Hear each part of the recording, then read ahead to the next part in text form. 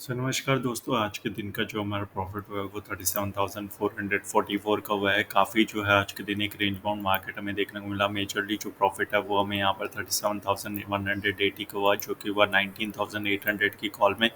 और ये जो है जब मार्केट बिल्कुल एकदम बॉटम पे सपोर्ट ले रहा था, तब यहाँ पर हमने एक कॉल बाय किया था, और जिसमें जो है ऑलमोस्ट टॉप पे जो है हमने इसको सेल किया।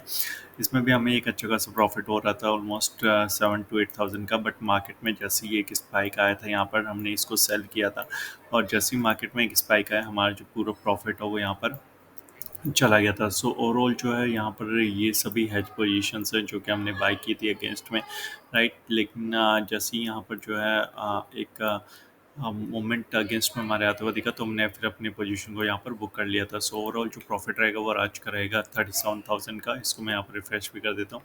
So that's all for today guys. Thank you so much, have a nice day.